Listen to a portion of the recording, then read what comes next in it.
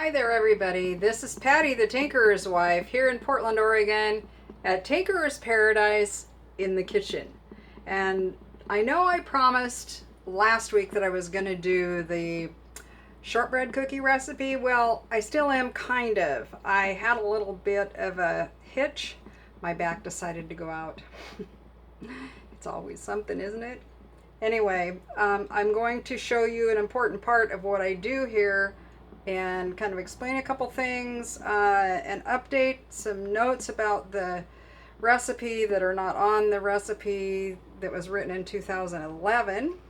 So I just want to share that with you real quick and let you know there's more information over on Instagram. I've got some pictures up about rosemary.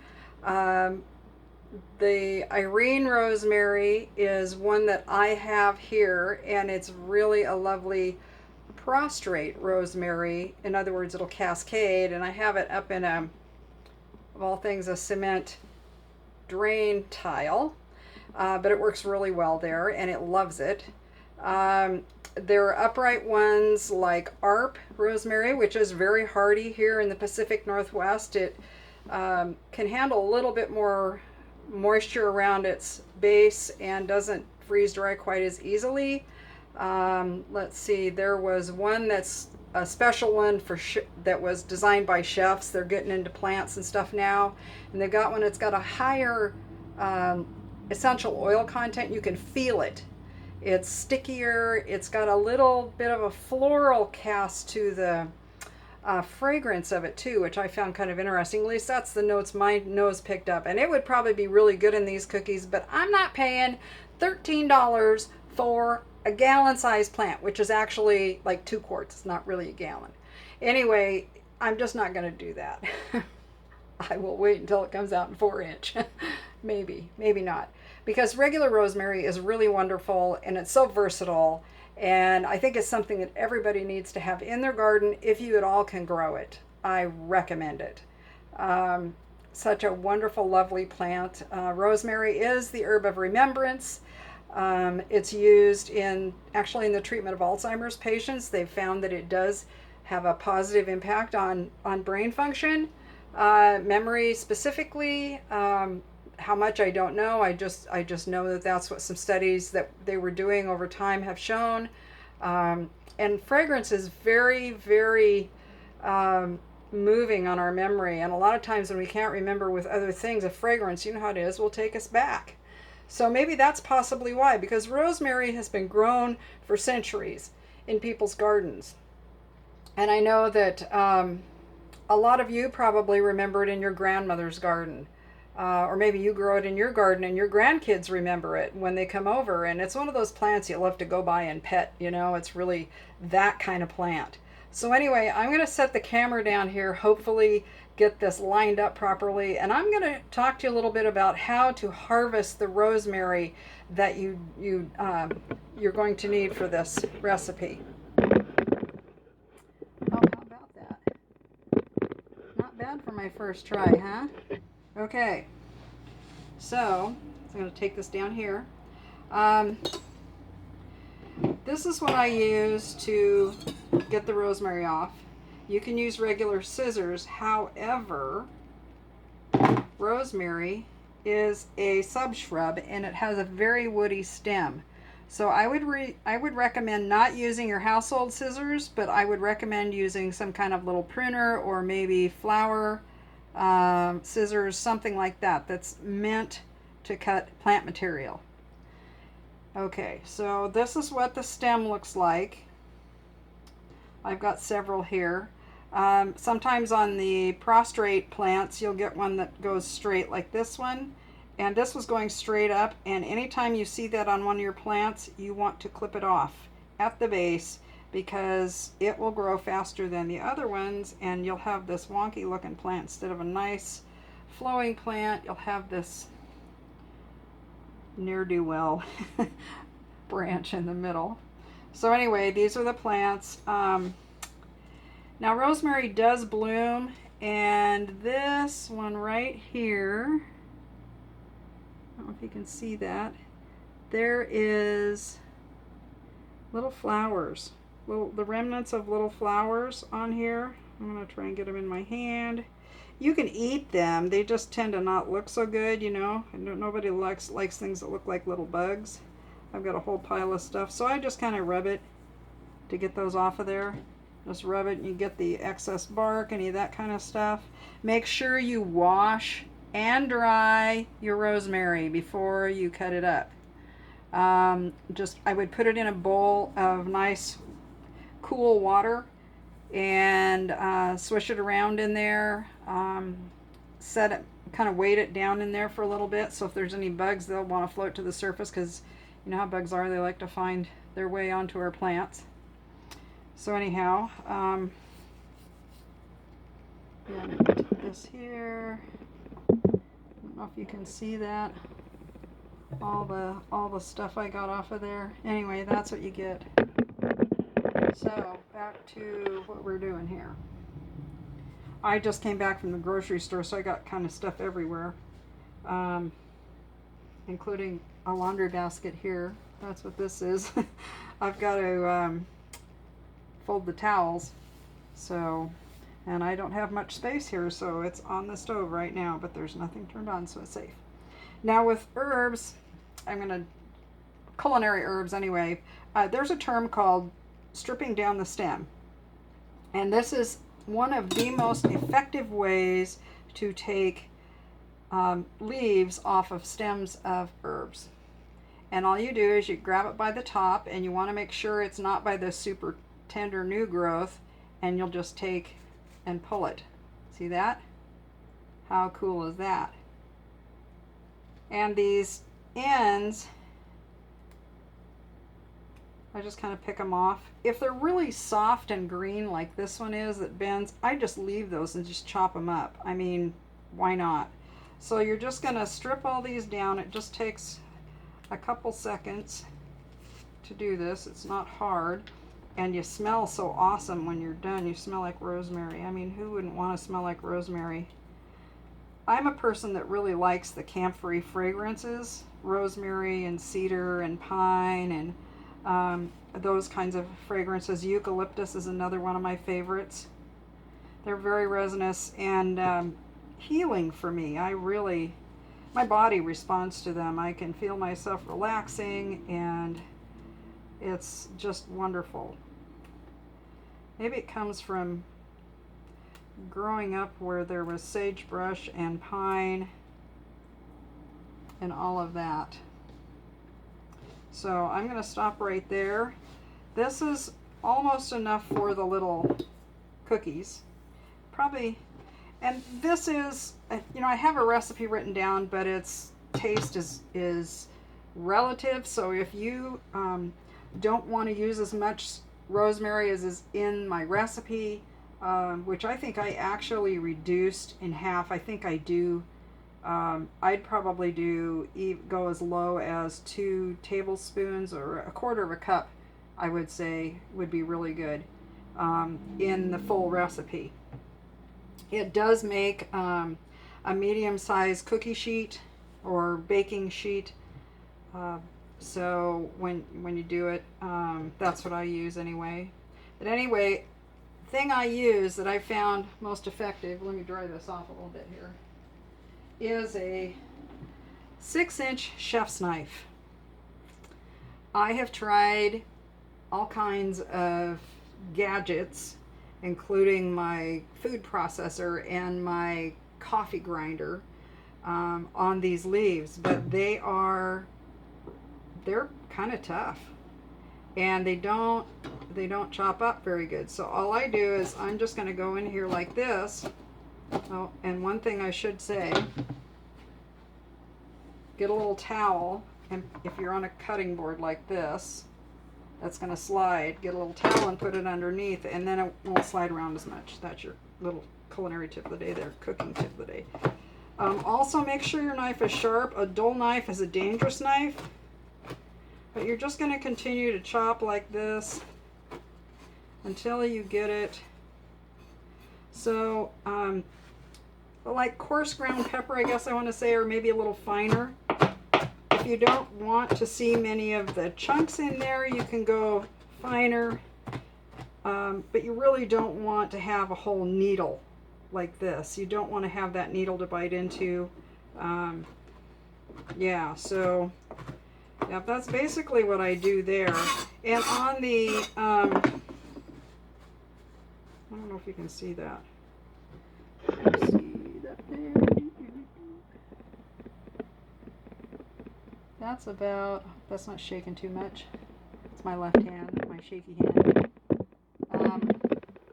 Anyhow, so that's about how I do it. I'm not too picky about it. I mean, I can get picky about it. If I'm feeling better, I do it longer because I find the process, I love the process. That's what I want to say. I find the process cathartic, therapeutic, whatever you want to call it. That's one of the things I love about working with fresh plant material in the kitchen, whether it's vegetables or fruits or herbs or greens, whatever it is. I love the process. I love the feel of them and everything. And that's one of the things I love about this cookie is that I get to do that with this cookie. And with the hazelnuts, I will say this, that you can use them raw or you can roast them. If you want to roast them, it imparts that a little richer flavor into the cookie, but they're pretty good even raw, so you don't even have to go to that. You don't even have to do that step. And I don't think I've included it in that recipe because that was before I started using the roasted hazelnuts in the recipe. So, and hazelnuts have a skin on them, and you can remove the skin by putting them in the oven. I think it's like 250 degrees for, I can't remember for how long. There's information online on how to roast them.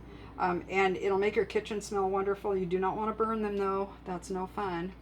But after they're done, you can take them out and kind of put them in the towel, let them sweat a little bit, and then the skins will come off. So that works out pretty slick. If you need to have a wholeless nut, that's a good thing to do. So you can also blanch them, I guess, and get the skins off. You know, I mean, there's 60 ways to do everything. Anyhow, with them, I would chop them up. You don't want to do them fine like flour. Come up here so I can talk to you.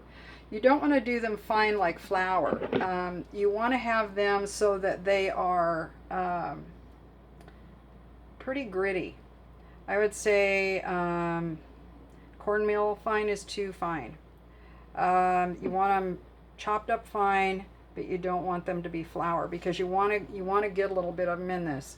This cookie is not a refined cookie. It is a gourmet cookie, I would say, but it is not a refined cookie. It is a cookie that has character in it because of the nuts, because of the rosemary, and it has melted chocolate on top.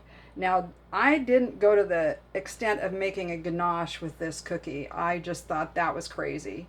We're not doing the ganache. It's just, I don't have to. You take the cookies out hot, you slice them up right away, you put them out on one of those grids to dry, one of those baking grids to cool. But before they cool, you have your grated chocolate, and I just use an old box grater that's older than me.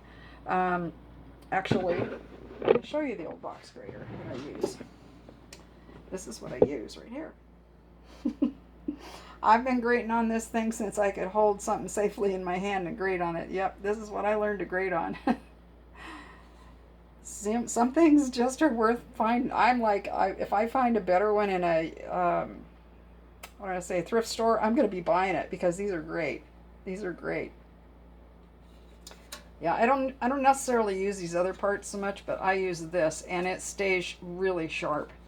So I'm always grating cheese on that. And again, it's for me about the process. I love the process of preparing food.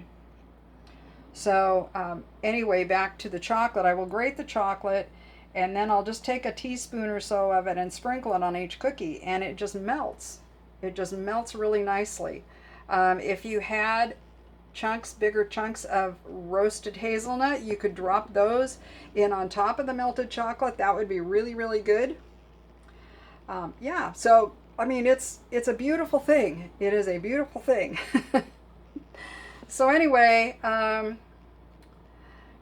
let me talk a minute more about this. I'm going to kind of walk you through the house here. Look at me. Don't look at the stuff. My husband would have a coronary. It's like, don't show people my stuff. I can show you this, can't I? These are all my books. This is my library. These are all gardening books here. All of those, clear down. I love reference books.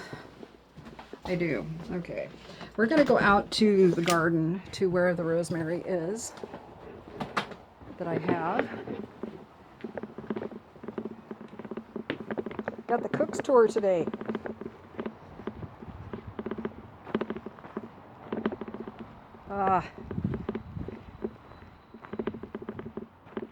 I went down those stairs easier than I thought. It's going up that's going to be hard, and bending over, like sitting down and getting up, those are hard. Okay, I'm going to point this down here. This is the rosemary. You can see the cylinder, it's in there. This thing's been in here for 3 years, and I honestly have not fertilized it. It could use some fertilization, I'm sure. Probably could have used some compost this year, but I didn't. But you can see how woody this gets. Very woody. Very, very woody. But yeah, this is my little rosemary. And they're very drought tolerant plants. And the bees love them. These things, they bloom when other plants aren't blooming. And so if we have an early, like a false spring, and these are blooming, like in February or January, or maybe in the fall, the bees will be on them, because when it gets above 50, the bees are out. Anyway, really wonderful plant. Really, really wonderful plant. So, but I wanted to show you how woody this gets. I mean, if you look down into the plant there, you can see how woody it is. So yeah, that's the rosemary. Other things you can put in those cookies, by the way, you don't have to use rosemary if you don't want to. You could use thyme. You could use lavender. I've kind of got you on the back side, don't I? You could use lavender. It's bright out here. Too bright. You could use lemon with the rosemary would be very, very good. If you wanted to do your favorite shortbread cookie and add those things to it, you could. That'd be a great idea. And I highly recommend playing with recipes that you have. I mean, I got this recipe from a friend. Excuse my hair, I just noticed it looks kind of wild today. I got it from a friend who used to be a part of the Herb Society that I co-founded and was president of for a few years. And she brought it to an event when she taught about this cookie herself, and hers was even more rustic than mine, and I just decided it needed a little bit of finessing. And I don't know where she got it. She doesn't even know where she got it, but she just found the recipe. So this is kind of how recipes go over time. You take something, and if you don't really like the way it is, and if you think about it, you might be able to come up with a better way to do it, or a way that's going to make it more palatable for you and your family. That's what I like to do. So anyway, I just wanted to share that with you. I will leave the link to my blog that I haven't written in years. It's called Garden of Discovery, and it's on Blogspot. So if you want to go see the other crazy parts of my life, you can. I have a lot of creative things on there. A lot of gardening on there also. So yeah, it's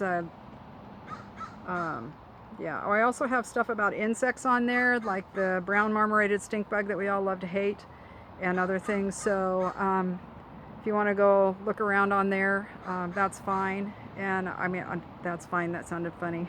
Anyway, I'll just leave it at that. I want to thank you very much for spending time with me again. I apologize for not being able to do the cookies today. You know, pain does what it does, and we unfortunately have to give into it sometimes. So I just thank you so much. Thank you, those of you who are new. By the way, if you're new, again, I'm in Portland, Oregon. This is a Zone 8B garden. And yeah, if you like what you saw, please hit the like button. That tells, that helps to promote the video too, and it gets shared on a wider spectrum on YouTube, which is really a great way to support us, the YouTubers out here. And if you want to see more, please subscribe and hit the notification button if you want to be notified. Generally, it's every Tuesday. I really try hard to do it every Tuesday. So anyway, thanks again, everybody, for your support. Oh, by the way, I saw that I hit 190 subscribers. Thank you, Lord. Thank you all. I appreciate the support. This is Patty, the Tinkerer's wife, here at Tinkerer's Paradise, signing off. God bless.